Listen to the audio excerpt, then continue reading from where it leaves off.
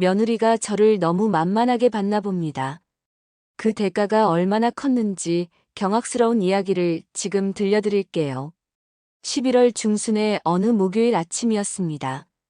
밤새 내린 찬비가 아스팔트를 적시고 차가운 바람이 창틈 사이로 스며들어오는 그런 을씨년스러운 날씨였어요. 아침 기온이 5도까지 떨어졌다는 일기예보를 들으면서 이런 날씨에는 감기 조심해야겠다고 생각했는데 이미 늦어버린 것 같았습니다. 목이 칼로 긁는 것처럼 아팠거든요. 전날 밤부터 시작된 기침이 새벽까지 계속되더니 아침이 되자 목소리까지 잠겨버렸어요. 거울을 보니 얼굴이 창백하고 눈가에 다크서클까지 생겼더라고요. 75세의 나이에 감기는 결코 가벼운 병이 아니거든요. 작년에도 감기가 폐렴으로 번져서 병원에 입원했던 기억이 있었어요. 체온을 재보니 38도가 넘었습니다. 온몸이 욱신거렸고 특히 관절이 쑤시고 아팠어요. 이불을 두껍게 덮고 누워있어도 오한이 계속 들었습니다. 이런 상태에서는 부엌에 나가서 요리를 한다는 게 거의 불가능했어요. 평소 같으면 간단한 죽이라도 끓여 먹었을 텐데 오늘은 정말 힘들었습니다. 일어나서 부엌까지 가는 것도 어지러워서 벽을 잡고 겨우 갈 수 있을 정도였거든요. 가스레인지 앞에 서서 죽을 끓인다는 건 상상도 할 수 없었어요. 그런데 이상하게도 식욕은 있었어요. 아니, 정확히는 뭔가 따뜻하고 소화 잘 되는 걸 먹고 싶었습니다. 감기에는 역시 뜨거운 죽이 최고죠. 쌀을 푹 끓여서 부드럽게 만든 흰죽에 소금 조금만 넣어서 먹으면 목도 편해지고 몸도 따뜻해지거든요. 며느리 수진이가 생각났어요. 결혼한 지 5년째인 며느리는 아직 아이도 없고 직장도 그만둔 상태라 집에서 시간을 보내는 편이었거든요. 며느리가 요리를 특별히 잘하는 편은 아니지만 죽 한 그릇 끓이는 정도는 누구나 할 수 있는 일이잖아요. 평소에 며느리와의 관계가 그리 나쁜 편은 아니었어요. 물론 완전히 친하다고는 할 수 없지만 적어도 겉으로는 예의를 지키며 지내고 있었습니다. 명절 때도 나름대로 도움을 주려고 노력하는 모습을 보였고 가끔 쇼핑한 걸 나눠주기도 했거든요. 그런데 솔직히 말하면 며느리의 속마음은 잘 모르겠었어요. 표면적으로는 웃으면서 대하지만 뭔가 진심이 느껴지지 않는 경우가 많았습니다. 어머니, 편찮으시죠? 괜찮으세요? 라고 말은 하지만 그 말 뒤에 진짜 걱정이 담겨 있는지는 의문이었어요. 하지만 오늘 같은 날에는 그런 생각할 여유도 없었습니다. 정말 아팠거든요. 기침 때문에 잠을 제대로 못 잤고 열 때문에 몸이 나른하고 무거웠어요. 뭔가 따뜻한 걸 먹지 않으면 더 악화될 것 같은 기분이었습니다. 핸드폰을 들고 며느리에게 전화를 걸었어요. 평소에는 먼저 전화하는 일이 거의 없었는데 이런 상황이니 어쩔 수 없었죠. 여보세요, 수진아. 목소리가 많이 잠겨서 평소보다 훨씬 쉰 소리가 났어요. 감기 기운이 심하다는 게 목소리만 들어도 알 수 있을 정도였습니다. 네, 어머니. 어디 편찮으세요? 목소리가 이상해요. 며느리도 제 상태를 바로 알아차렸나 봅니다. 그래도 걱정하는 투로 말하니까 이번에는 도움을 받을 수 있을 거라고 생각했어요. 응, 어젯밤부터 감기 기운이 심해져서 열도 좀 나고 온몸이 아프네. 수진아, 미안한데 죽 한 그릇만 끓여줄 수 있을까? 할머니가 부엌에 나갈 수가 없어서. 전화 너머로 잠깐의 침묵이 흘렸습니다. TV 소리가 들렸어요. 아마 드라마를 보고 있었나 봅니다. 며느리의 일상이 대부분 그런 식이었거든요. 드라마 보고 인터넷 쇼핑하고 친구들과 수다 떨고 특별히 바쁜 일정이 있는 것도 아니었어요. 어머니, 그런데 제가 요리를 잘 못해서 죽을 끓여본 적이 별로 없어요. 요리를 잘 못한다고요? 죽은 요리라고 할 수도 없을 정도로 간단한 건데. 쌀 한 컵에 물 넉넉히 붓고 약한 불에서 저어가며 끓이기만 하면 되는 거 아닌가요? 초등학생도 만들 수 있는 수준인데 결혼 5년 차 며느리가 못한다고 하니 좀 당황스러웠어요. 괜찮아, 수진아. 어려운 거 아니야. 쌀 반 컵 정도에 물 많이 넣고 끓이기만 하면 되거든. 할머니가 감기가 심해서 정말 힘들어서 목소리에 간청하는 기색이 묻어났어요. 75년을 살면서 며느리에게 이렇게 부탁해 본 적이 많지 않았는데 정말 아프니까 어쩔 수 없었습니다. 그런데 어머니, 저도 오늘 친구랑 약속이 있어서요. 점심 먹고 쇼핑하러 가기로 했는데 친구와의 약속이라니. 시어머니가 아파서 도움을 청하는 상황에서 친구와의 쇼핑이 더 중요하다는 말인가요? 설마 그런 뜻은 아니겠지만 그렇게 들릴 수밖에 없는 상황이었어요. 수진아, 죽 끓이는데 30분도 안 걸려. 할머니가 정말 아파서 부탁하는 거야. 친구한테 조금만 늦는다고 하면 안 될까? 이번에는 더 간절하게 부탁했어요. 정말 아팠거든요. 이런 상태로 하루 종일 굶고 있을 수는 없었어요. 뭔가 따뜻한 걸 먹어야 기운을 차릴 수 있을 것 같았습니다. 어머니, 그런데 제가 정말 요리를 못해서 죽을 태우면 어떡하죠? 그리고 시간도 좀 애매하고 요리를 못한다는 핑계를 또 댔어요. 하지만 정말 못하는 게 아니라 귀찮아하는 게 아닌가 싶었습니다. 죽을 태운다고요? 중간중간 저어주기만 하면 태울 일이 없는데. 그럼 수진아, 간단한 미역국이라도 괜찮고 아니면 계란죽이라도. 목소리가 점점 작아졌어요. 며느리가 귀찮아하는 게 느껴졌거든요. 하지만 정말 아팠기 때문에 포기할 수가 없었어요. 전화 너머로 한숨 소리가 들렸습니다.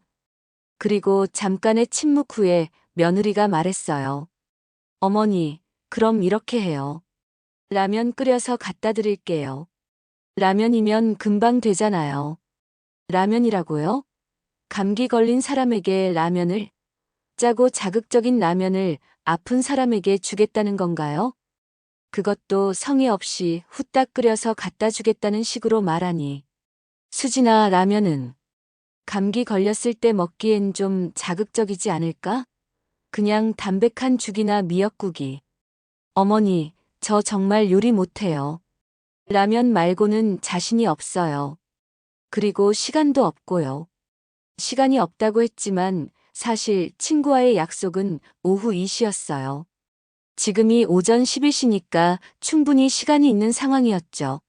하지만 며느리는 마치 1분 1초가 급한 것처럼 말하고 있었어요. 알겠어. 그럼 라면이라도. 결국 포기하고 말았습니다. 라면이라도 아무것도 안 먹는 것보다는 낫겠다고 생각했어요. 비록 자극적이고 몸에 좋지 않다고 해도 따뜻한 국물이라도 마실 수 있으니까요. 네, 그럼 어머니. 라면 끓여서 갖다 드릴게요. 30분 후에 가면 되죠? 30분 후라니. 라면 끓이는데 5분이면 충분한데 30분이라고 하는 걸 보면 다른 일을 먼저 하고 오겠다는 뜻 같았어요. 아마 화장하고 옷 갈아입고 그런 준비들을 다 하고 나서 마지막에 라면을 끓여서 오겠다는 뜻이겠죠. 응, 고마워. 전화를 끊고 한숨을 쉬었어요. 뭔가 찜찜한 기분이었지만 그래도 며느리가 와준다고 하니 감사해야겠다고 생각했습니다. 설령 라면일지라도 따뜻한 국물이라도 마실 수 있으니까요. 30분을 기다리는 동안 이불을 뒤집어 쓰고 누워 있었어요. 기침이 계속 나왔고 열 때문에 몸이 무거웠습니다. 창밖으로는 여전히 찬비가 내리고 있었고 바람 소리도 을씨년스럽게 들렸어요. 며느리가 정말 라면을 끓여올까? 아니면 컵라면을 사올까? 이상한 생각들이 머릿속을 스쳤습니다. 왜 이런 생각이 드는지 모르겠지만 뭔가 불안한 기분이 들었어요. 며느리의 목소리에서 진짜 걱정이나 성의가 느껴지지 않았거든요. 정확히 30분 후 현관문이 열리는 소리가 들렸습니다. 며느리가 온 것 같았어요. 겨우 일어나서 거실로 나가려는데 며느리가 먼저 안방으로 들어왔습니다. 어머니, 라면 끓여왔어요. 며느리 손에는 작은 냄비가 들려 있었어요. 그런데 뭔가 이상했습니다. 며느리의 표정이 별로 좋지 않아 보였거든요. 마치 귀찮은 일을 억지로 해준다는 듯한 표정이었어요. 그리고 그 순간 충격적인 일이 벌어졌습니다. 여기 있어요. 며느리가 냄비를 침대 옆 바닥에 그냥 툭 하고 내려놓았어요. 던진다고 표현해도 될 만큼 거칠게 말이에요. 뜨거운 국물이 튀어서 바닥에 떨어졌고 냄비가 바닥에 부딪히는 소리가 방 안에 울렸습니다. 수진아. 저는 말을 잇지 못했어요. 이게 아픈 시어머니를 대하는 며느리의 행동인가 싶어서 말이 안 나왔습니다. 아픈 사람에게 음식을 갖다 주면서 이런 식으로 던져놓다니. 어머니, 저 친구 기다리고 있어서 급해요. 맛있게 드세요. 며느리는 그 말을 남기고 휙 돌아서서 나가버렸어요. 맛있게 드세요라는 말은 했지만 그 말에는 아무런 감정도 담겨 있지 않았어요. 마치 의무적으로 하는 말 같았습니다. 현관문이 닫히는 소리가 들렸고 집안은 다시 조용해졌어요. 저는 바닥에 놓인 냄비를 바라보며 말을 잃었습니다. 이게 정말 며느리가 아픈 시어머니에게 할 수 있는 행동인가요? 냄비를 바닥에 던져놓고 가다니. 걔한테 밥 주듯이 말이에요. 그 순간 가슴이 답답해지기 시작했습니다. 감기 때문이 아니라 다른 이유로요. 그 냄비를 바라보는 순간 제 인생에서 가장 충격적인 깨달음이 찾아왔습니다. 바닥에 놓인 냄비에서는 아직 김이 모락모락 올라오고 있었어요. 라면 특유의 매운 냄새가 코를 찔렀고 튄 국물이 바닥에 방울방울 떨어져 있었습니다. 마치 개밥 그릇처럼 바닥에 놓인 그 냄비를 보니 가슴속에서 뭔가가 꿈틀거리기 시작했어요. 이게 정말 며느리가 시어머니에게 할 수 있는 행동인가? 75년을 살면서 이런 모욕을 당해본 적이 없었습니다. 아무리 관계가 어색하다 해도, 아무리 서로 마음에 안 든다 해도 아픈 사람에게 음식을 이런 식으로 갖다 줄 수 있다는 게 믿어지지 않았어요. 냄비를 들어 올리려고 몸을 일으켰는데 어지러움이 확 몰려왔습니다. 열 때문에 몸이 후들후들 떨렸고 기침도 계속 나왔어요. 이런 상태의 할머니에게 음식을 바닥에 던져놓고 갈 수 있다니. 겨우 냄비를 들어 올려서 침대 위에 올려놓았어요. 냄비 뚜껑을 열어보니 라면이 들어있기는 했는데 그마저도 제대로 끓인 게 아니었어요. 면은 덜 익어서 딱딱했고 국물은 너무 짜고 기름기가 많았습니다. 스프를 다 넣은 것 같아서 자극적이기 그지없었어요. 이걸 감기 걸린 사람이 먹으라고. 한 숟가락 떠서 맛을 보니 혀가 얼얼할 정도로 짰어요. 감기로 목이 아픈데 이런 자극적인 걸 먹으면 더 악화될 게 뻔했습니다. 그나마 국물이라도 따뜻하니까 조금이라도 마셔야겠다고 생각했지만 몇 모금 마시니 속이 쓰려왔어요. 며느리가 나간 지 10분도 안 돼서 냄비는 거의 그대로 남겨두고 말았습니다. 먹을 수가 없었어요. 몸이 아픈 상태에서는 더욱 그랬고요. 30분이나 기다렸는데 이게 고작인가? 실망감이 몰려왔어요. 아니, 실망을 넘어서 뭔가 서글픈 감정이 들었습니다. 내가 이 집에서 이런 취급을 받아야 하는 존재인가 하는 생각이 들더라고요. 며느리가 나간 후 집은 다시 적막에 쌓였습니다. 창밖으로는 여전히 비가 내리고 있었고 찬바람이 창틈으로 스며들어왔어요. 난방을 틀어놨는데도 몸이 춥고 떨렸습니다. 감기 때문인지 아니면 다른 이유 때문인지 모르겠지만 그때 문득 작년 겨울이 생각났어요. 며느리가 독감에 걸렸을 때의 일 말이에요. 제가 어떻게 했는지 생생히 기억납니다. 그때 며느리는 열이 39도까지 올라갔었어요. 며칠 동안 침대에서 못 일어날 정도로 심했죠. 제가 매일 삼계탕을 끓여서 갖다 줬습니다.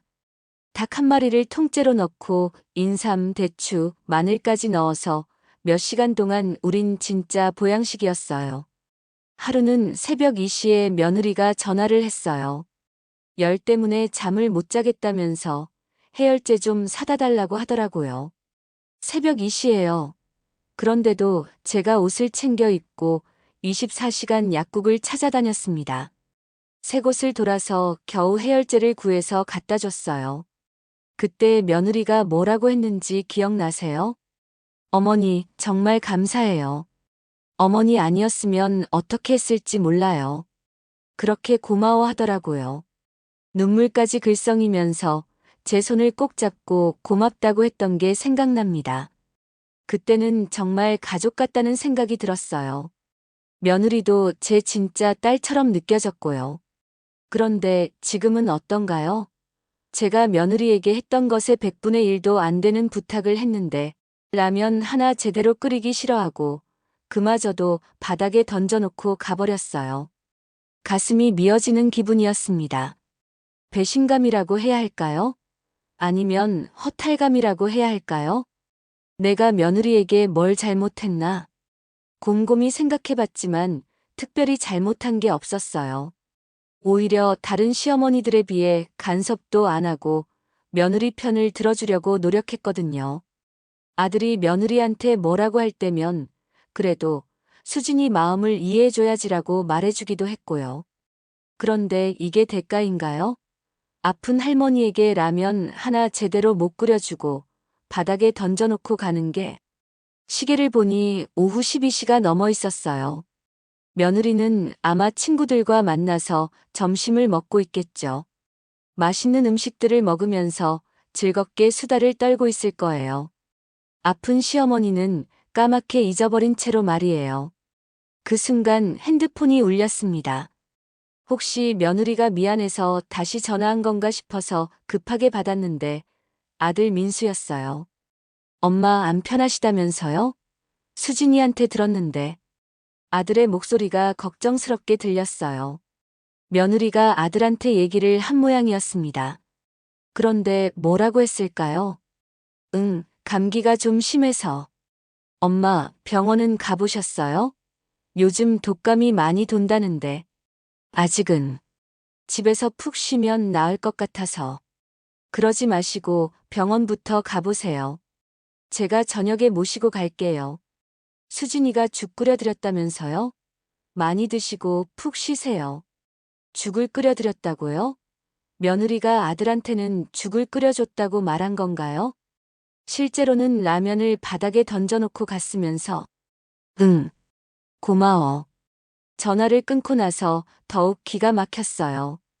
며느리가 아들한테는 자기가 시어머니를 잘 돌봐드렸다고 말한 거였어요. 죽을 끓여드렸다니요. 라면도 제대로 끓이지 못해서 면이 딱딱했는데 그걸 죽이라고 했다는 건가요? 이때부터 뭔가 이상한 감정이 들기 시작했어요. 단순한 실망이나 서글픔을 넘어서서 뭔가 더 강한 감정이었습니다. 분노라고 해야 할까요? 아니면 배신감이라고 해야 할까요? 며느리가 나를 완전히 우습게 보는구나. 아들 앞에서는 효부인 척하면서 실제로는 시어머니를 개 취급하는 거였어요. 이런 이중적인 모습을 보니까 더욱 화가 났습니다. 오후 내내 침대에 누워 있으면서 계속 그 생각만 했어요. 며느리의 그 행동이 머릿속에서 떠나지 않았습니다. 냄비를 바닥에 던져놓던 그 모습, 아무렇지도 않게 돌아서서 나가던 그 뒷모습. 내가 이런 취급을 받아야 할 이유가 뭐가 있나? 75년을 살면서 누구한테도 이런 모욕을 당해본 적이 없었어요. 남편이 살아있을 때도 이런 일은 없었고, 아들이 어릴 때도 마찬가지였어요. 그런데 며느리한테는 이런 취급을 받아도 되는 건가요? 저녁 7시쯤 아들이 왔어요. 병원에 데려가겠다고 했지만 이미 해열제를 먹고 조금 나아진 상태라 다음 날로 미뤘습니다. 대신 아들이 죽을 사다 줬어요. 편의점에서 파는 즉석죽이었지만 그래도 며느리가 해준 라면보다는 훨씬 나았어요. 엄마, 수진이가 끓여준 죽은 어떠셨어요? 아들이 물어봤을 때 저는 잠깐 망설였어요. 사실대로 말해야 할까? 아니면 그냥 넘어가야 할까? 응, 고마웠어. 결국 그냥 넘어갔어요. 아들 부부 사이가 나빠질까 봐서요.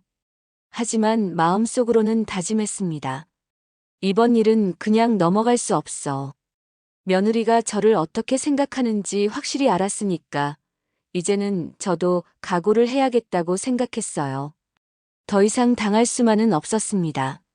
그날 밤 잠들기 전에 마지막으로 그 냄비를 바라봤어요. 설거지를 하려고 부엌으로 가져갔는데 냄비 바닥에 라면이 눌어붙어 있었어요. 제대로 끓이지도 않았으면서 냄비까지 망가뜨려 놓았더라고요. 그 순간 확신했습니다. 며느리가 나를 완전히 만만하게 보는구나. 그런데 과연 계속 만만한 할머니일까? 냄비를 설거지하면서 마음속에 어떤 결심이 서기 시작했어요. 아직 구체적인 계획은 없었지만 더 이상 이런 식으로 당하고만 있을 수는 없다는 생각이 들었습니다. 며느리가 던져놓은 그 라면이 제 인생에서 가장 큰 전환점이 되리라고는 그때는 몰랐어요. 그 라면 사건 이후로 며느리에 대한 제 시선이 완전히 바뀌었습니다. 하지만 그때까지만 해도 그게 시작에 불과하다는 걸 몰랐어요. 감기는 3일 정도 지나니까 많이 나아졌어요. 열도 떨어지고 기침도 줄어들었죠. 하지만 마음의 상처는 오히려 더 깊어져만 갔습니다. 며느리가 던져놓은 그 냄비의 모습이 자꾸만 떠올랐거든요. 월요일 아침이었어요. 감기가 거의 다 나아서 간단한 집안일이라도 할 수 있을 정도가 되었는데 현관 초인종이 울렸습니다. 누군가 싶어서 인터폰으로 확인해 보니 택배 기사님이었어요. 박영자님 댁 맞으시죠? 택배 왔습니다. 며느리가 인터넷 쇼핑으로 주문한 물건인 것 같았어요. 요즘 거의 매일 택배가 와요. 화장품, 옷, 생활용품. 뭘 그렇게 많이 사는지 모르겠지만 하루가 멀다 하고 상자들이 도착합니다. 네, 잠시만요. 현관으로 나가서 택배를 받았는데 생각보다 무거웠어요. 두 손으로 겨우 들 수 있을 정도였죠. 상자를 보니 생수 20엘 6개들이라고 적혀 있었어요. 생수를 이렇게 많이 주문했다니. 아마 며느리가 주문한 것 같은데 이걸 어디다 둬야 할지 막막했습니다. 거실에 그냥 두기엔 너무 무겁고 부피도 크고. 며느리에게 전화를 걸었어요. 수진아, 생수 택배 왔는데 어디다 둘까? 너무 무거워서. 아, 그거요? 어머니가 적당한 데 두시면 돼요. 저 지금 친구들이랑 카페에 있어서 바빠요. 바쁘다고 하면서도 목소리 뒤로 웃음소리가 들렸어요. 친구들과 즐거운 시간을 보내고 있는 것 같았죠. 그런데 75세 할머니 보고 20kg짜리 생수 6개를 혼자 옮기라는 건가요? 수진아, 이거 너무 무거워서 할머니 혼자 옮기기 힘들어. 나중에 집에 와서 좀 도와줄 수 있을까?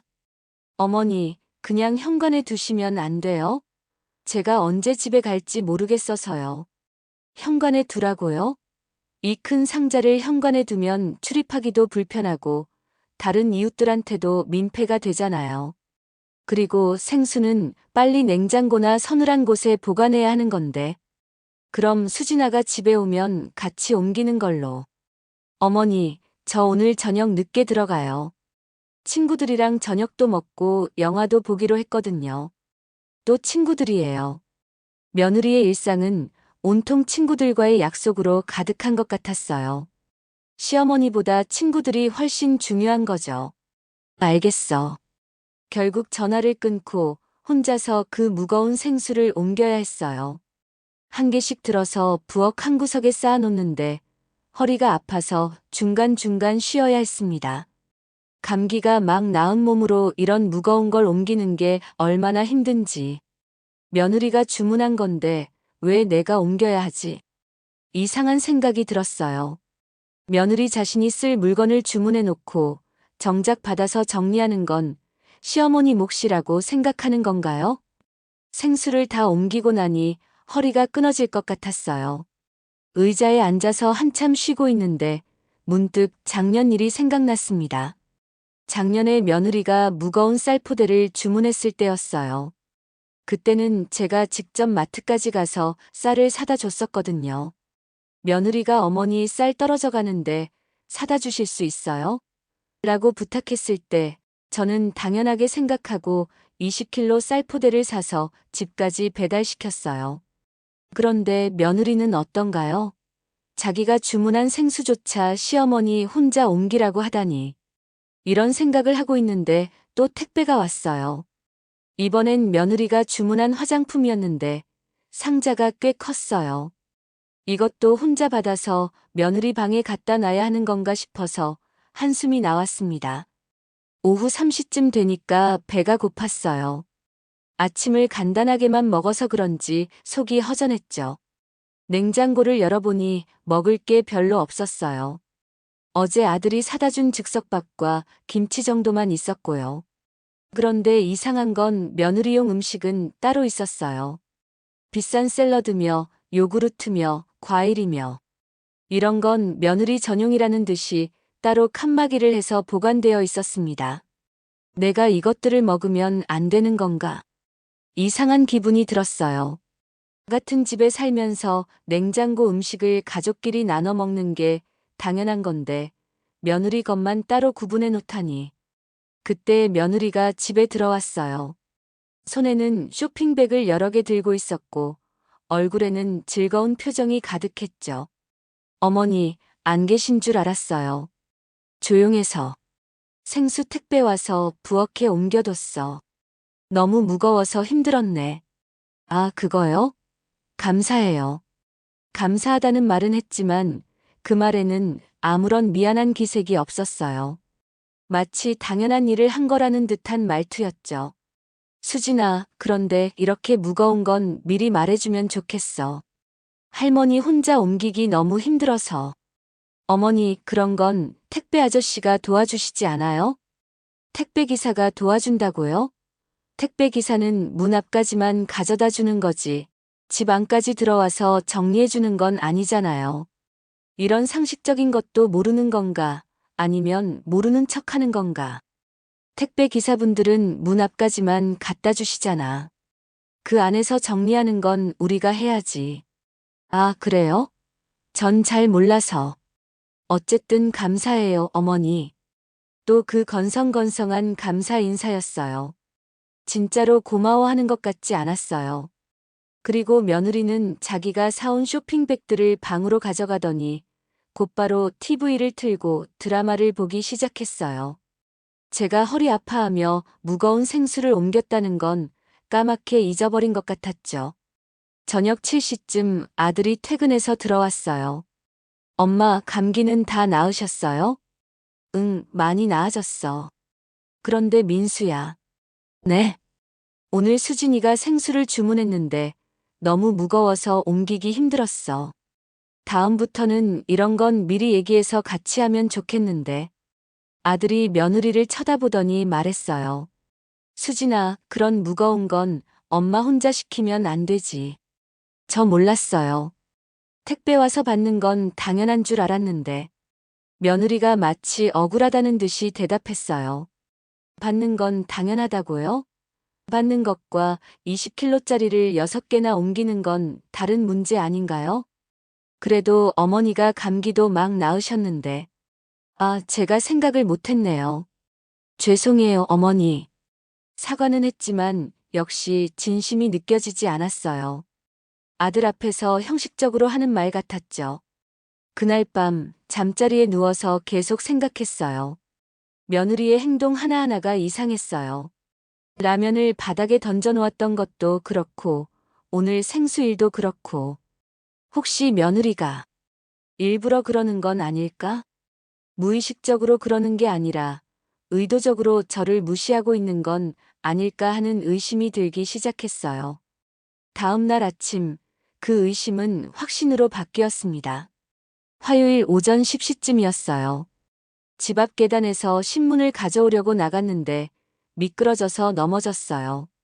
계단에 빗물이 고여 있었는데 못 보고 발을 잘못 디딘 거죠. 아! 소리를 지르며 넘어졌는데 다행히 크게 다치지는 않았어요. 하지만 무릎이 까지고 손바닥도 좀 다쳤죠. 일어나려고 하는데 다리에 힘이 잘 들어가지 않았어요. 그때 며느리가 집에서 나왔어요. 아마 제 비명 소리를 들었나 봅니다. 어머니, 왜 그러세요? 아, 미끄러져서 넘어졌어. 좀 부축해 줄래? 며느리가 저를 쳐다보더니 잠깐 망설이는 것 같았어요. 그러더니 말했어요. 어머니, 저 지금 나가야 하는데 혼자 일어나실 수 있으시죠? 혼자 일어나라고요? 75세 할머니가 계단에서 넘어져서 부축해달라고 하는데 나가야 한다고 거절하는 거예요? 수진아, 잠깐만 도와주면 되는데. 어머니, 저 정말 급해요. 친구가 기다리고 있어서. 또 친구예요. 계단에서 넘어진 시어머니보다 친구가 더 중요한 거죠. 그럼 10초만. 어머니, 혼자서도 충분히 일어나실 수 있어 보이는데요. 저 정말 늦어서요. 며느리는 그 말을 남기고 정말로 가버렸어요. 계단에서 넘어진 시어머니를 그냥 두고 말이에요. 혼자서 겨우겨우 일어나서 집에 들어왔는데 무릎에서 피가 나고 있었어요. 소독약을 발라야 했는데 손이 떨려서 제대로 할 수가 없었어요. 이게 며느리가 시어머니에게 할 수 있는 행동인가? 라면을 바닥에 던져 놓았을 때도 충격적이었지만 이번 일은 더 심각했어요. 넘어진 사람을 부축해주는 건 기본적인 인간 도리 아닌가요? 그런데 친구 약속이 더 중요하다고 가버리다니. 그날 오후 아들이 일찍 들어왔어요. 제가 다쳤다는 소식을 들었나 봅니다. 엄마, 괜찮으세요? 수진이한테 들었는데. 수진이한테 들었다고요? 며느리가 뭐라고 말했을까요? 어떻게 들었는데? 계단에서 미끄러져서 넘어지셨다면서요? 많이 다치셨어요? 무릎하고 손바닥이 좀. 그런데 수진이가 뭐라고 하던 자기가 도와드리려고 했는데 어머니가 괜찮다고 하셔서 그냥 나갔다고 하더라고요. 뭐라고요? 제가 괜찮다고 했다고요? 완전 거짓말이잖아요. 제가 부축해달라고 부탁했는데 며느리가 급하다며 거절한 거였어요. 민수야, 그게 아니야. 엄마가 부축해달라고 했는데. 엄마, 수진이가 거짓말할 이유가 있겠어요? 어머니가 괜찮다고 하시니까 믿고 간 거 아닐까요? 아들이 며느리를 믿고 있었어요. 며느리의 거짓말을 진실이라고 생각하고 있는 거죠. 그 순간 깨달았어요. 며느리가 얼마나 교묘한지를요. 저를 무시하고 모욕하면서도 아들 앞에서는 항상 착한 며느리로 포장하는 거였어요. 라면 사건 때도 그랬죠. 아들한테는 죽을 끓여드렸다고 말했으면서 실제로는 라면을 바닥에 던져놓고 갔어요. 오늘도 마찬가지예요. 아들한테는 자기가 도와드리려고 했는데 시어머니가 괜찮다고 했다고 거짓말을 한 거죠. 이 며느리가 나를 완전히 우롱하고 있구나. 그날 밤부터 잠이 오지 않았어요. 며느리의 행동들이 계속 머릿속을 맴돌았습니다. 이건 단순한 무관심이나 실수가 아니에요. 의도적으로 저를 무시하고 모욕하면서도 아들 앞에서는 착한 척하는 교묘한 이중성이었어요. 이대로 당하고만 있을 수는 없어. 마음속 깊은 곳에서 뭔가가 꿈틀거리기 시작했어요. 분노보다 더 차갑고 복수심보다 더 치밀한 감정이었습니다. 며느리가 저를 만만하게 본다면 그 대가가 얼마나 큰지 보여줘야겠다는 생각이 들었어요. 수요일 아침 며느리가 평소처럼 늦잠을 자고 있을 때 저는 서재에 앉아서 중요한 서류들을 꺼내보고 있었습니다. 남편이 남겨준 재산 목록, 부동산 서류들, 그리고 유언장 초안. 며느리가 얼마나 만만한 할머니인지 한번 확인해보자. 이제 정말로 전쟁이 시작되는 거였어요. 그 서류들을 펼쳐놓고 보는 순간 저는 제가 얼마나 큰 힘을 가지고 있었는지 새삼 깨달았습니다. 남편 박정호가 남겨준 재산은 생각보다 많았어요. 서울 강남구의 아파트 한 채, 시 외곽의 땅 3필지, 그리고 은행 예금과 적금을 합쳐서 총 15억이 넘는 재산이었습니다. 남편이 평생 성실하게 모은 돈이고 저도 함께 모은 거였죠. 원래는 아들 민수에게 모든 걸 상속해 주려고 생각했었어요.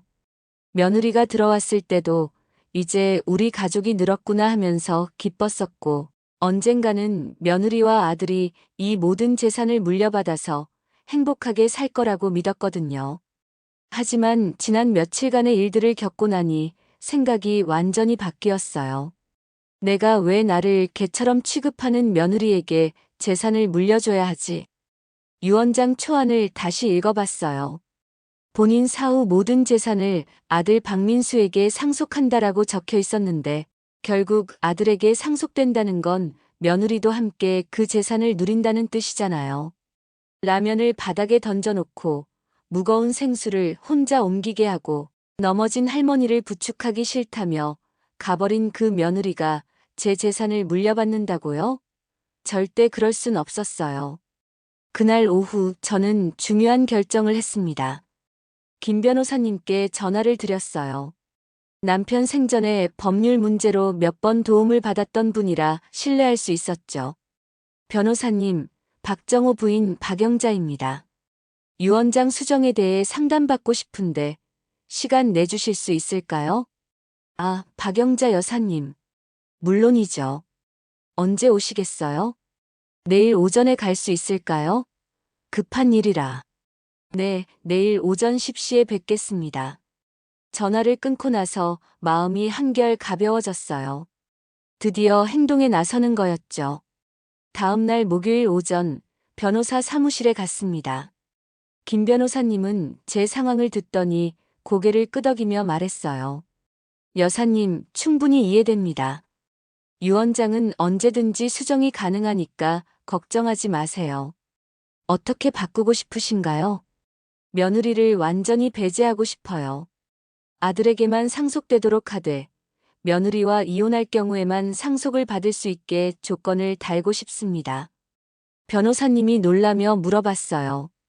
그런 조건부 상속도 가능하긴 하지만 가족관계에 큰 파장이 있을 텐데 정말 그렇게 하시겠어요? 네, 결심했습니다. 더 이상 참을 수 없어요. 변호사님이 여러 가지 법적인 방법을 설명해 줬어요. 조건부 상속, 유류분 차단, 재산 분할 방법 등 복잡한 얘기들이었지만 핵심은 명확했어요.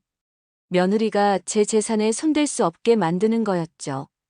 그런데 여사님, 이런 결정을 내리기 전에 가족들과 한 번 더 대화해 보시는 게 어떨까요? 대화요? 지금까지 충분히 참았어요. 더 이상 대화로 해결될 문제가 아니에요. 변호사님이 서류를 준비해 주겠다고 했어요. 다음 주 월요일까지 새로운 유언장을 작성해서 연락해 주겠다고 했죠. 사무실에서 나오면서 마음이 단단해졌어요. 이제 정말로 시작이었어요. 금요일 저녁 온 가족이 모였습니다. 아들이 저녁을 같이 먹자고 해서 집에서 간단한 식사를 준비했어요. 며느리도 함께였죠. 식사 중에 며느리가 말했어요. 어머니, 요즘 어디 안 좋으세요? 표정이 안 좋아 보이는데. 표정이 안 좋아 보인다고요? 당연하죠. 며느리가 저에게 어떻게 했는지 생각하면 웃을 수가 있나요? 별로 안 좋을 건 없는데. 그래도 뭔가 기분이 안 좋아 보이세요. 제가 뭔가 잘못한 게 있나요? 이때다 싶었어요. 마침 아들도 있는 자리니까 한번 확실하게 해보자고 생각했습니다. 수진아, 그럼 하나 물어볼게. 며칠 전에 내가 감기 걸려서 죽 좀 끓여달라고 했을 때 기억나? 며느리가 잠깐 당황하는 표정을 지었어요. 네. 그때 라면 끓여드렸죠. 라면을 어떻게 갖다 줬는지도 기억나? 그냥 갖다 드렸는데요. 아들이 궁금하다는 듯이 쳐다봤어요. 며느리는 점점 불안해하는 것 같았죠. 바닥에 던져놨잖아. 냄비를 바닥에 툭 하고 던져놓고 가버렸어. 어머니, 그때 급해서. 급하다고 아픈 사람한테 음식을 바닥에 던져놓고 가는 게 맞아? 아들이 깜짝 놀라며 며느리를 쳐다봤어요. 수진아, 진짜 그랬어? 아니에요, 오빠. 그냥 침대 옆에 놔드린 건데. 침대 옆 바닥에 던져놨다는 얘기지. 개밥 그릇처럼. 며느리 얼굴이 빨갛게 달아올랐어요.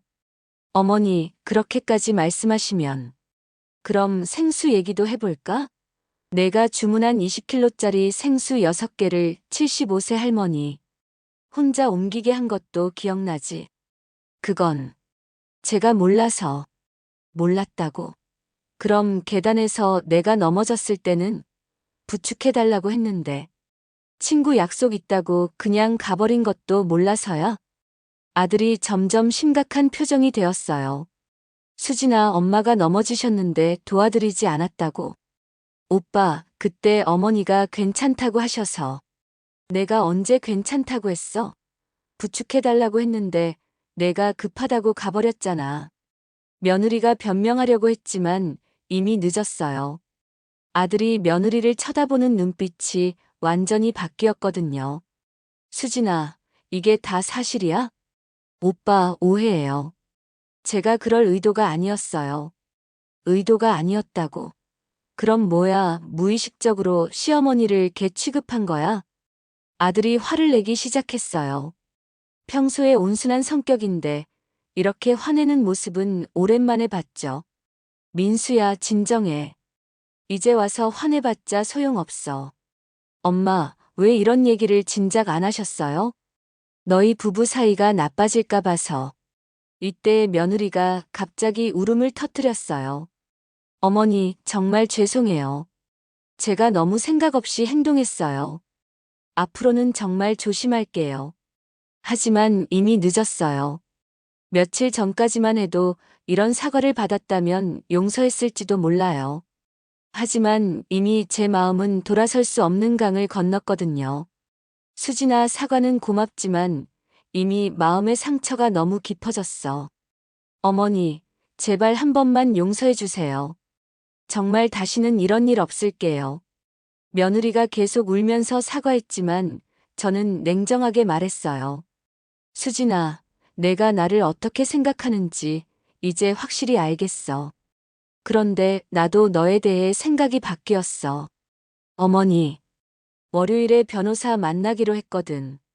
아들과 며느리가 동시에 놀라며 저를 쳐다봤어요. 엄마, 변호사요? 왜요? 유언장 수정하려고. 그 순간 거실이 조용해졌어요. 며느리는 울음을 뚝 그치고 저를 쳐다봤고 아들은 입을 벌린 채 굳어 있었어요. 엄마, 설마. 응. 상속 대상을 바꾸려고 해. 더 정확히는 조건을 달려고 하지. 어떤 조건이요? 며느리가 떨리는 목소리로 물어봤어요. 민수가 너랑 이혼했을 때만 상속받을 수 있게 할 거야. 며느리가 거의 기절할 뻔했어요. 얼굴이 새하얗게 변하더니 의자에 주저앉았죠. 어머니, 그러시면 안 돼요. 저 정말 반성했어요. 반성? 지금까지 몇 번 반성한다고 했는데 달라진 게 뭐가 있어? 아들이 당황해서 말했어요. 엄마, 너무 심하시는 거 아니에요? 이혼까지 하라고 하시면. 심해? 내 아내가 내 엄마한테 한 짓이 심한 거지. 내가 뭘 심하게 했어? 그래도 이혼은. 민수야, 너도 선택해. 엄마를 택할 거야, 아니면 내 아내를 택할 거야. 잔인한 말이었지만 이미 선을 넘은 상황이었어요. 더 이상 중간은 없었습니다. 며느리가 바닥에 무릎을 꿇고 빌기 시작했어요. 어머니, 제발요. 저 정말 잘못했어요. 다시는 그런 일 없을게요. 제발 이혼하라고 하지 마세요. 하지만 저는 마음을 굳혔어요. 수진아, 내가 나를 개 취급했을 때는 생각 안 하고 이제 와서 빌면 내가 용서해 줄 거라고 생각해? 어머니, 나도 사람이야. 자존심이 있어. 내가 바닥에 던져놓은 그 라면처럼 내 자존심도 바닥에 떨어졌거든. 며느리가 더욱 세게 울기 시작했어요. 하지만 저는 더 이상 동정심을 느낄 수 없었어요. 월요일에 변호사 만나서 서류 작성할 거야. 그리고 민수야, 너도 결정해. 일주일 안에. 엄마, 제발. 결정 끝났어. 더 이상 말해봤자 소용없어. 그날 밤 며느리는 계속 울었어요. 아들도 밤새 고민하는 것 같았고요. 하지만 저는 한 번도 마음이 흔들리지 않았어요. 토요일 아침 며느리가 제게 와서 말했어요. 어머니, 정말 마지막으로 부탁드릴게요. 저 정말 달라질 수 있어요. 수진아, 내 진짜 모습을 봤는데 어떻게 믿어? 증명해 보일게요. 어떻게든 증명해 보일게요. 증명? 어떻게? 어머니가 원하시는 대로 다 할게요. 정말 착한 며느리가 되어 보일게요. 하지만 이미 늦었어요. 진짜 착한 며느리라면 처음부터 그랬어야죠. 수진아, 기회는 이미 다 줬어. 내가 스스로 다 날려버렸잖아. 일요일에는 며느리가 하루 종일 집안일을 했어요. 청소도 하고, 빨래도 하고, 심지어 저녁까지 차려줬어요. 마치 마지막 발악을 하는 것 같았죠. 하지만 저는 마음이 전혀 움직이지 않았어요. 진심에서 우러나온 게 아니라 그냥 위기를 넘기려는 행동이라는 게 뻔히 보였거든요. 월요일 아침이 되었어요. 변호사 사무실에 갈 시간이었습니다. 어머니, 정말 가시는 거예요? 며느리가 마지막으로 물어봤어요. 응, 결정했어. 오빠한테도 이혼하라고 말할 거예요? 그건 민수가 알아서 결정할 일이야. 며느리 얼굴에서 모든 희망이 사라지는 게 보였어요. 변호사 사무실에서 새로운 유언장에 사인을 할 때 펜을 잡은 제 손이 전혀 떨리지 않았어요. 오히려 마음이 시원했습니다. 이제 며느리가 내 재산에 손 뗄 일은 영원히 없겠구나. 집에 돌아와서 며느리에게 말했어요. 다 끝났어. 이제 내가 어떻게 하든 내 재산과는 상관없어. 며느리가 그 자리에서 주저앉아 버렸어요. 그날 저녁 아들이 저에게 와서 말했어요. 엄마, 정말 어쩔 수 없는 건가요? 민수야, 이미 결정했어. 내가 선택해. 엄마와 수진이 둘 다 포기할 순 없어요. 그럼 둘 다 잃게 될 거야. 아들이 한참 고민하더니 말했어요. 시간을 좀 주세요. 일주일만. 좋아. 일주일. 하지만 저는 이미 알고 있었어요. 결과가 어떻게 될지 말이에요. 며느리가 진짜로 어떤 선택을 하게 될지, 그것도 말이에요. 일주일이라는 시간이 주어졌지만 변화는 그보다 훨씬 빨리 시작되었습니다. 월요일 오후 변호사 사무실에서 돌아온 직후부터 며느리의 태도가 180도 달라졌어요. 마치 다른 사람이 된 것처럼 말이에요. 어머니, 점심 드셨어요? 조심스럽게 묻는 며느리의 목소리에서는 이전과는 완전히 다른 간절함이 느껴졌어요. 평소 같으면 점심 어떻게 하세요? 라고 건성으로 물어봤을 텐데, 이제는 드셨어요? 라고 확인하며 걱정하는 투였죠. 아직 안 먹었는데. 그럼 제가 뭔가 해드릴까요? 어떤 걸 드시고 싶으세요? 어떤 걸 드시고 싶냐고요? 지난주만 해도 감기 걸린 할머니에게 라면을 바닥에 던져놨던 그 며느리가 이제는 메뉴까지 물어보다니. 그냥 간단한 걸로. 아니에요, 어머니. 제대로 된 식사를 해드릴게요. 삼계탕 어떠세요? 아니면 갈비찜? 삼계탕이라고요? 작년에 며느리가 아팠을 때 제가 해줬던 바로 그 음식이에요. 이제 와서 그걸 해주겠다고 하다니. 그럴 필요 없어. 그냥 죽이나. 아니에요. 죽은 안 돼요. 어머니, 영양가 있는 걸 드셔야 해요. 며느리가 급하게 말을 막더니 부엌으로 뛰어갔어요. 그리고 30분 후 정말로 삼계탕을 끓여서 가져왔습니다. 어머니, 삼계탕 끓였어요. 인삼이랑 대추도 넣고 찹쌀도 넣어서 진짜 보양식으로 만들었어요. 상을 받아보니 정말 정성껏 만든 것 같았어요. 닭도 푹 삶아졌고 국물도 진했고요. 하지만 이상하게도 맛이 예전 같지 않았어요. 아니, 맛은 좋았는데 뭔가 억지로 만든 것 같은 느낌이 들었달까요? 맛있어요? 며느리가 초조하게 물어봤어요. 제가 한 숟가락 뜨는 걸 지켜보며 얼굴에 긴장이 가득했죠. 응, 맛있네. 정말요? 짜지 않아요? 싱겁지도 않고요? 이렇게 제 눈치를 보는 며느리는 처음 봤어요. 평소 같으면 음식 내놓고 자기 할 일 하러 갔을 텐데 지금은 마치 요리 초보가 처음 음식 만들어서 남편에게 주는 것처럼 노심초사하고 있었어요. 괜찮아. 가서 쉬어. 네, 어머니. 그런데 혹시 더 필요한 거 있으시면 언제든지 말씀해 주세요. 며느리가 나가고 나서도 저는 계속 그 삼계탕을 먹었어요. 맛은 좋았지만 마음은 복잡했습니다. 이게 진심일까 아니면 연기일까? 화요일 아침 며느리는 새벽 6시부터 일어나서 집안 청소를 시작했어요. 평소 같으면 오전 11시에나 일어났는데 갑자기 새벽형 인간이 된 거죠. 어머니, 혹시 제가 청소하는 소리 때문에 잠 깨셨어요? 제가 거실로 나오자마자 며느리가 조심스럽게 물어봤어요. 걸레질하다 말고 급하게 일어서면서요. 아니야, 원래 일찍 일어나. 다행이네요. 어머니, 아침 식사는 뭘 드시고 싶으세요? 그냥 간단하게. 안 돼요. 아침을 제대로 드셔야 하루 기운이 나죠. 미역국 끓여드릴게요. 아니면 계란찜? 또 시작이었어요. 뭘 드시고 싶으냐는 질문을요. 지난주만 해도 아침은 각자 알아서 해결하던 집에서 갑자기 호텔식 서비스가 시작된 거죠. 수진아, 너무 무리하지 마. 무리가 아니에요. 어머니께 잘해드리는 게 당연한 거죠. 당연하다고요? 지난주까지만 해도 당연하지 않았던 것 같은데. 며느리가 미역국을 끓여주고 반찬도 여러 가지 내놨어요. 그리고 제가 먹는 동안 계속 옆에서 지켜봤죠. 어머니, 미역국 간이 어때요?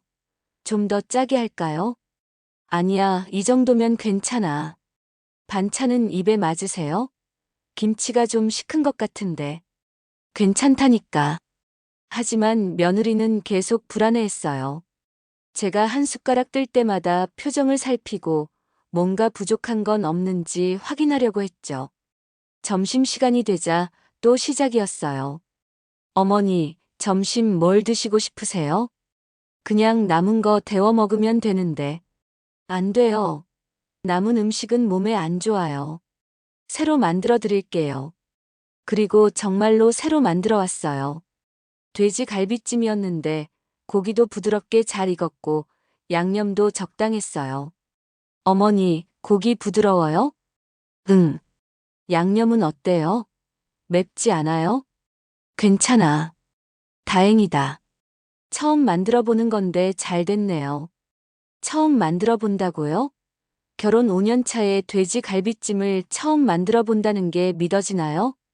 아마 평소에는 요리에 관심이 없다가 갑자기 하게 된 거겠죠. 저녁에는 더 심했어요. 며느리가 한상 가득 차려놨어요.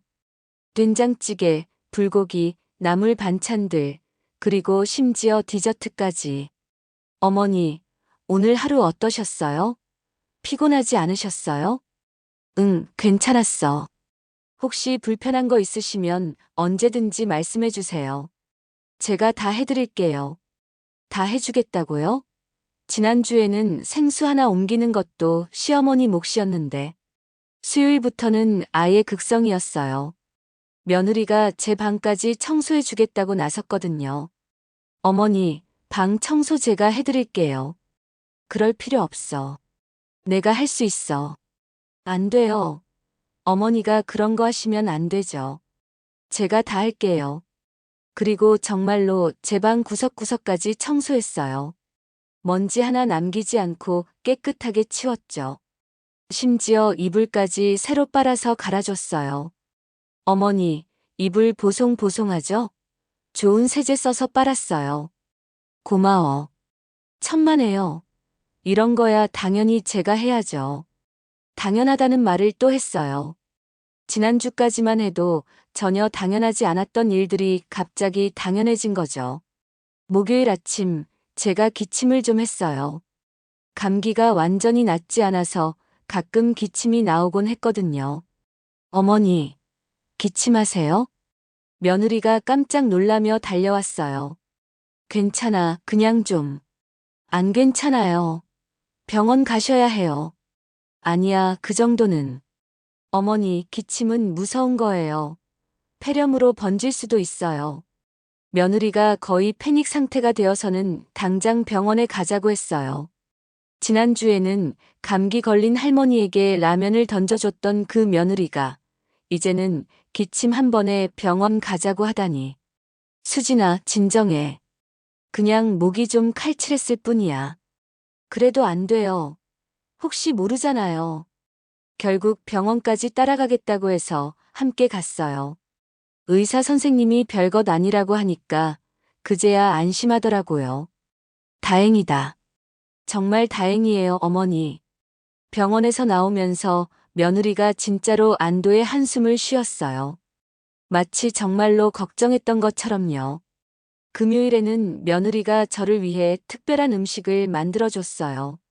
전복죽이었는데 전복을 통째로 넣어서 끓인 진짜 보양식이었죠. 어머니, 전복죽 만들었어요. 기침에도 좋고 몸에도 좋대요. 이런 비싼 걸. 어머니한테는 비싼 것도 아까워요. 어머니 건강이 제일 중요하죠. 어머니 건강이 제일 중요하다고요? 지난주에는 넘어진 할머니도 부축해주기 싫었던 그 며느리가요. 그날 저녁 아들이 집에 왔을 때였어요. 엄마, 요즘 수진이가 많이 달라진 것 같은데 어떠세요? 응, 많이 달라졌지. 그럼 혹시 마음이 좀 바뀌실 수 있을까요? 아들이 조심스럽게 물어봤어요. 아마 며느리가 이렇게 극성스럽게 변한 걸 보니까 제가 마음을 바꿀 거라고 생각한 것 같았어요. 하지만 저는 냉정하게 대답했어요. 민수야, 지금 수진이가 하는 건 진심이 아니라 연기야. 엄마, 위기 상황이니까 급하게 바뀐 것뿐이야. 진짜 마음에서 우러나온 게 아니라고. 그래도 노력은 하고 있잖아요. 노력? 이게 노력이라고 생각해? 이건 그냥 위기 모면용이야. 정말 그랬어요. 며느리의 모든 행동이 너무 갑작스럽고 과도했어요. 마치 연기하는 것 같았죠. 토요일 아침, 며느리가 또 무언가를 들고 왔어요. 어머니, 이거 드세요. 이게 뭐야? 고급 홍삼이에요. 어머니 몸에 좋을 것 같아서 샀어요. 홍삼이라고요? 한 박스에 몇십만 원 하는 비싼 건데, 갑자기 이런 걸 사다 주다니. 이런 비싼 걸 왜? 어머니한테는 비싼 것도 아까워요. 어머니 건강이 제일이죠. 또 그 말이에요. 어머니 건강이 제일이라는 말을요. 하지만 저는 알고 있었어요. 이 모든 게 연기라는 걸요. 일주일이 다 지나가던 일요일 저녁 며느리가 제게 와서 말했어요. 어머니, 이제 제가 얼마나 달라졌는지 보셨죠? 응, 많이 달라졌지. 그럼, 혹시 마음 바꾸실 생각은 없으세요? 기다리고 있던 말이 나왔어요. 일주일 동안 연기한 이유가 바로 이거였죠. 수진아, 내 마음은 바뀐 게 아니야. 그냥 상황이 바뀐 거지. 어머니, 그게 아니에요. 제가 진짜로 뭐, 진짜로 반성했다고. 아니면 진짜로 달라졌다고. 며느리가 말문이 막혔어요. 수진아, 내가 일주일 동안 한 모든 일들은 위기를 넘기려는 수단일 뿐이야. 진심이 아니라고. 아니에요. 저 정말 반성했어요. 그럼 묻겠는데 내가 유언장을 바꾸지 않았다면 너도 이렇게 했을까? 며느리가 대답하지 못했어요. 내 재산 때문에 갑자기 착한 며느리가 된 거 아니야? 그게 아니라. 수진아, 솔직하게 말해봐. 내가 재산도 없고 힘도 없는 그냥 평범한 할머니였다면 너도 이렇게 했겠어? 며느리가 완전히 말문이 막혔어요. 대답할 수 없었던 거죠. 왜냐하면 답이 뻔했으니까요. 대답 못하잖아. 그게 답이야. 어머니, 수진아, 내가 일주일 동안 한 모든 일들, 나는 다 가짜라고 생각해. 진심에서 우러나온 게 아니라 돈 때문에 억지로 한 거라고. 며느리가 그 자리에서 무릎을 꿇었어요. 어머니, 제발 한 번만 믿어주세요. 저 정말 달라졌어요. 하지만 저는 더 이상 흔들리지 않았어요. 수진아, 내가 진짜로 달라졌는지 확인하는 방법이 있어. 뭐든지 할게요. 내가 재산을 다 기부한다고 해도 똑같이 할 수 있어. 며느리 얼굴이 하얗게 변했어요. 만약 내가 내일 당장 재산을 다 자선단체에 기부한다고 하면 그래도 나한테 잘할 수 있겠어? 그건, 그것도 대답 못하네. 역시 가짜였구나. 그날 밤 며느리는 또 울었어요. 하지만 이제는 동정심도 느껴지지 않았어요. 월요일 아침이 되었어요. 약속한 일주일이 끝나는 날이었죠. 며느리가 마지막으로 제게 와서 말했어요. 어머니, 정말 안 되겠어요? 응, 안 돼. 그럼, 정말 이혼해야 하는 거예요? 그건 너희가 결정할 일이야. 며느리가 완전히 절망한 표정이 되었어요.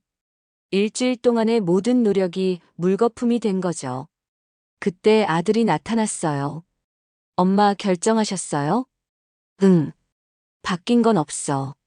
아들이 한참 고민하더니 말했어요. 알겠어요, 엄마. 제가 이혼할게요. 며느리가 깜짝 놀라며 아들을 쳐다봤어요. 오빠. 수진아, 미안해. 하지만 엄마 말씀이 맞아. 내가 한 일들은 너무 심했어. 그 순간 며느리가 완전히 무너졌어요. 제 복수는 완성된 거였어요. 아들이 이혼하겠다고 선언한 그 순간 며느리의 얼굴에서 모든 희망이 사라지는 걸 봤어요. 5년간의 결혼 생활이 끝나는 순간이었죠. 오빠, 정말이에요? 며느리가 떨리는 목소리로 물어봤지만 아들의 표정은 이미 결심이 서 있었어요. 수진아, 미안해. 하지만 엄마한테 한 일들은 정말 용서할 수 없어. 오빠, 저 정말 반성했다니까요. 반성? 일주일 전까지만 해도 엄마를 개 취급했잖아. 그게 반성해서 할 수 있는 일이야? 아들이 화를 내며 말했어요. 평소 온순한 성격이었는데 이렇게 단호하게 말하는 모습은 처음 봤죠. 그럼, 정말 끝인 거예요? 며느리가 마지막 희망이라도 붙잡으려는 듯 저를 쳐다봤어요. 하지만 저는 고개를 저었습니다. 수진아, 이미 늦었어. 내가 보여준 진짜 모습을 잊을 수가 없어. 그날 며느리는 짐을 싸서 친정으로 돌아갔어요. 떠나면서도 계속 울었지만 저는 한 번도 마음이 흔들리지 않았어요. 며느리가 떠나고 나서 집이 조용해졌어요. 하지만 마음은 오히려 편안했습니다. 더 이상 눈치 보며 살 필요가 없어졌거든요. 일주일 후 아들이 정식으로 이혼 절차를 시작했어요. 며느리가 끝까지 거부했지만 결국 이혼은 성사되었습니다. 엄마, 후회 안 하세요? 아들이 이혼 서류에 사인하고 나서 물어봤어요. 후회? 전혀 안 해. 오히려 속이 시원해. 그래도 수진이가 나름 노력했는데. 민수야, 그건 노력이 아니라 연기였어. 진심이 담기지 않은 행동은 아무 의미가 없어. 아들도 이제는 인정하는 것 같았어요. 며느리의 일주일간 행동이 얼마나 가식적이었는지를요. 한 달이 지나자 생활이 완전히 달라졌어요. 아들과 둘이 사는 생활이 시작된 거죠. 엄마, 청소는 제가 할게요. 민수야, 내가 직장 다니는데 어떡해. 괜찮아요. 주말에 같이 하면 되죠. 아들이 집안일을 도와주기 시작했어요. 며느리가 있을 때는 며느리 눈치만 보더니 이제는 엄마를 직접 챙기기 시작한 거예요. 엄마, 오늘 뭐 드시고 싶어요? 그냥 간단한 걸로. 안 돼요. 제대로 된 걸 해드릴게요. 아들이 직접 요리를 배워서 해주기 시작했어요. 서툴렀지만 정성이 느껴졌죠. 며느리가 일주일 동안 억지로 해준 것과는 차원이 달랐어요. 2달째 되던 어느 날 며느리에게서 연락이 왔어요. 어머니, 저예요. 수진이. 뭔 일이야? 어머니, 제발 한 번만 더 기회를 주세요. 저 정말 반성했어요. 또 시작이었어요. 하지만 이번에는 다 했어요. 수진아, 이미 끝난 일이야. 더 이상 연락하지 마. 어머니. 그리고 내가 진짜 반성했다면 다른 시어머니한테는 그런 행동하지 마. 그게 진짜 반성이야. 전화를 끊고 나서 마음이 후련했어요. 정말로 모든 게 끝난 거였어요. 6개월이 지났을 때 동네 아줌마들이 제게 와서 말했어요. 영자야, 내 며느리 이혼했다면서? 왜? 네, 맞아요. 성격 차이로. 아이고, 그래도 5년이나 살았는데. 아깝지 않아? 전혀 안 아까워요. 오히려 잘 됐어요. 아줌마들이 이상하다는 듯 쳐다봤지만 저는 자세한 설명은 하지 않았어요. 어차피 말해봤자 이해하지 못할 테니까요. 하지만 저는 확신했어요. 제가 내린 결정이 옳았다는 걸요. 1년이 지나자 아들이 새로운 여자친구를 데려왔어요. 엄마, 소개할 사람이 있어요. 응? 누구? 제 여자친구 김미영이에요. 미영 씨는 며느리와는 완전히 달랐어요. 첫 만남부터 정중하고 예의 바른 모습을 보여줬죠. 어머니, 안녕하세요. 민수 오빠에게 얘기 많이 들었어요. 반가워요. 편하게 해요. 어머니께서 좋아하실 만한 차를 가져왔어요. 미영 씨가 준비해온 선물을 보니 정성이 느껴졌어요. 비싸지 않아도 마음이 담겨 있는 게 느껴졌죠. 고마워요. 그런데 이런 거 준비할 필요 없어요. 아니에요. 처음 뵙는데 빈손으로 올 수는 없죠. 예의가 바른 것도 좋았지만 무엇보다 진심이 느껴졌어요. 며느리처럼 가식적이지 않고 자연스럽게 배려하는 모습이었죠. 몇 번 더 만나보니 미영 씨의 인품을 확인할 수 있었어요. 어느 날 제가 감기에 걸렸을 때였어요. 또 감기였죠. 어머니, 괜찮으세요? 미영 씨가 걱정스럽게 물어봤어요. 괜찮아요. 그냥 감기예요. 그럼 제가 죽 끓여드릴까요? 아니에요. 그럴 필요 없어요. 어머니, 감기일 때는 따뜻한 걸 드셔야 해요. 제가 정성껏 끓여드릴게요. 미영 씨가 끓여준 죽은 정말 맛있었어요. 며느리가 억지로 만들어준 것과는 차원이 달랐죠. 진심이 담겨 있었거든요. 미영아, 고마워. 천만에요, 어머니. 이런 건 당연한 거죠. 당연하다는 말을 들으니 옛날 생각이 났어요. 며느리도 당연하다고 말했었는데 그때는 가식이었죠. 하지만 미영 씨의 당연하다는 진심이었어요. 차이가 느껴지는 게 미영 씨는 억지로 하는 티가 전혀 안 났어요. 자연스럽게 당연하게 배려해주는 거였죠. 2년이 지나서 아들과 미영 씨가 결혼했어요. 결혼식 날 새 며느리가 제게 와서 말했어요. 어머니, 앞으로 잘 부탁드려요. 나도 잘 부탁해. 그런데 미영아. 네?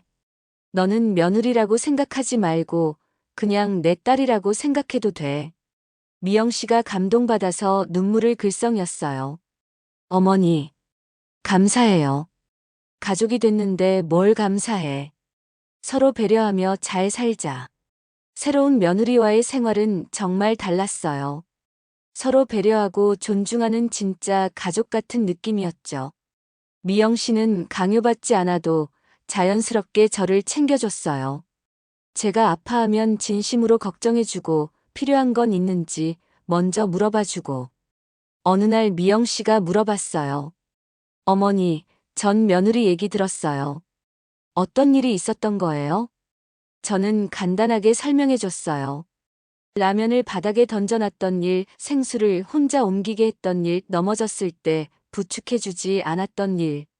어머니, 그런 일이 있었군요. 응. 그래서 이혼시켰어. 잘하셨어요.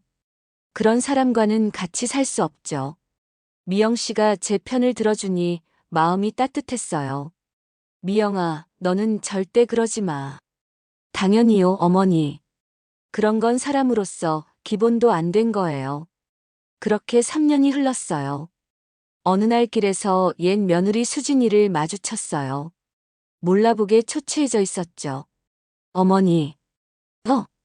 어머니, 안녕하세요. 응, 안녕. 어머니, 그때 정말 죄송했어요. 지금 와서 사과라니. 하지만 저는 담담하게 대답했어요. 이제 와서 사과해봤자 달라질 건 없어. 네, 알고 있어요. 그래도 한 번은 말씀드리고 싶었어요. 그래. 그럼 이제 각자 길 가자. 헤어지면서 마지막으로 한마디 했어요. 수진아, 다른 데 가서는 그러지 마. 시어머니든 누구든 사람 대접은 해줘야지. 네, 명심할게요. 며느리가 사라지는 뒷모습을 보면서 생각했어요. 아마 이제야 깨달았겠죠. 자신이 얼마나 잘못했었는지를요. 집에 돌아오니 미영 씨가 저녁을 준비하고 있었어요. 어머니, 오늘 어디 다녀오셨어요? 응, 마트 좀 갔다 왔어. 혼자 가셨어요? 말씀하시지 그랬어요. 같이 갔을 텐데. 괜찮아. 그런 것까지 부탁할 필요 없어. 부탁이 아니라 당연한 거죠. 어머니 혼자 무거운 거 들고 오시면 안 되잖아요. 미영 씨의 말을 들으니 옛날 생각이 났어요. 예전 며느리는 생수 20kg를 혼자 옮기게 했었는데. 미영아, 고마워. 뭐료 어머니. 가족인데요. 가족이라는 말이 참 따뜻하게 들렸어요. 저녁을 먹으면서 아들이 말했어요. 엄마, 그때 수진이랑 이혼한 거 정말 잘한 것 같아요. 왜? 미영이를 만날 수 있었잖아요. 만약 그때 이혼 안 했다면 이런 행복은 없었을 거예요. 정말 그랬어요. 용기를 내서 결단을 내린 덕분에 진짜 가족을 만날 수 있었던 거죠. 엄마, 그때 어떻게 그런 결단을 내리셨어요? 민수야, 사람은 자존심을 지키며 살아야 해. 아무리 가족이라도 인간 대접 받지 못하면서 참고 살 필요는 없어. 이게 제가 이 모든 일을 겪으면서 깨달은 교훈이었어요. 가족이라는 이름으로 모든 걸 참아야 한다고 생각하는 분들이 많아요. 특히 시어머니들은 며느리를 위해 무조건 양보하고 참아야 한다고 생각하죠. 하지만 그건 잘못된 생각이에요. 가족이라면 더욱 서로를 존중해야 하는 거예요. 혈연 관계가 아니라고 해서 함부로 대해서는 안 되는 거죠. 며느리도 시어머니를 인간으로서 존중해야 하고 시어머니도 자신의 자존심을 지킬 권리가 있어요. 제가 그때 참았다면 어떻게 됐을까요? 계속 무시당하고 개 취급받으면서 살았겠죠. 그런 삶이 과연 의미가 있을까요? 용기를 내서 안 된다고 말한 덕분에 진짜 가족의 소중함을 알게 되었어요. 미영 씨 같은 며느리를 만날 수 있었고 아들도 어머니의 소중함을 다시 깨닫게 되었죠. 물론 쉬운 결정은 아니었어요. 15억이라는 재산을 걸고 도박을 한 거나 마찬가지였거든요.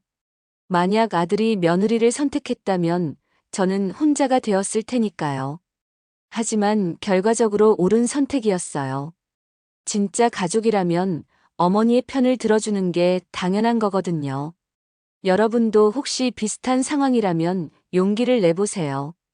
가족이라는 이름으로 모든 걸 참을 필요는 없어요.